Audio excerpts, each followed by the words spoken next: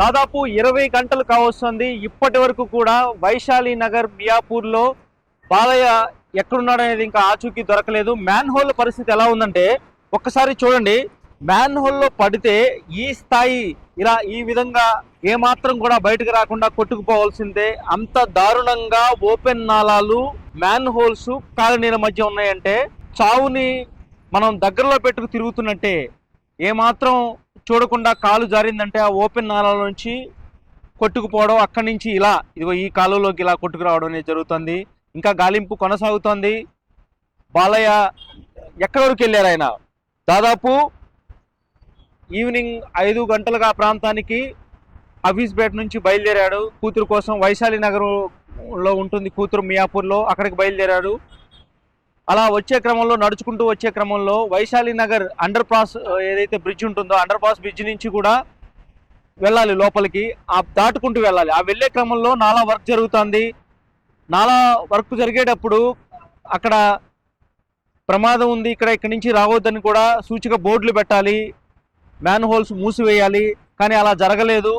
Open man holes ఉండడం వల్ల ఆ నాలా వర్కులు జరగడం, అక్కడున్న మట్టి స్లిప్ అయి ఒక్కసారిగా నాలాలో కొట్టుకుపోవడం జరిగింది బాలయ్య. ఆ సమయంలో కొట్టుకుపోయినప్పుడు అంటే 5 గంటల ఆ ప్రాంతానికి ఇంటి దగ్గర నుంచి బయలుదేరాడు హఫీజ్పేటలో. అక్కడి నుంచి వైశాలి నగర్ వెళ్ళేసరికి మియాపూర్లో దాదాపు ఒక గంటన్నర, అంటే నాకు తెలిసి అక్కడ వరకు కూడా కొంత దూరం నడుచుకుంటూ వెళ్ళాడు. అదే మార్గంలో ఎప్పుడు వెళ్తూ ఉంటాడు హఫీజ్పేట నుంచి కూడా ఇటు వైశాలి నగర్ వైపు.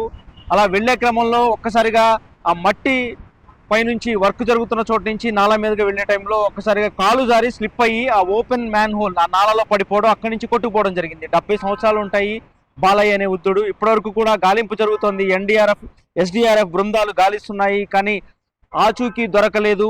మ్యాన్ హోల్ ఓపెన్ చేయాలి, ఆ నాలా ఓపెన్ చేయాలి, తన తండ్రి ఆచూకీ కనిపెట్టాలని చెప్పి కూడా కూతురు ఆవేదన వ్యక్తం చేస్తుంది. భార్య కూడా ఆవేదన వ్యక్తం చేస్తుంది. తన భర్త అన్నం వండి పెట్టు, ఇంటికి వస్తున్నాను అని చెప్పి కూడా చెప్పాడు, కానీ ఇప్పటివరకు కూడా ఆచూకీ లేదు, తిరిగి రాలేదు అని చెప్పి కూడా ఆవేదన వ్యక్తం చేస్తున్నారు.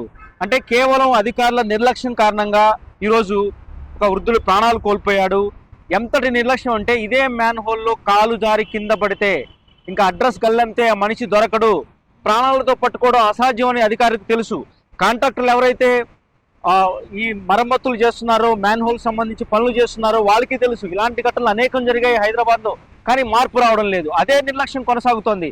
చర్యలు తీసుకోవడం లేదు. అదే కాంట్రాక్టర్లను కొనసాగిస్తున్నారు.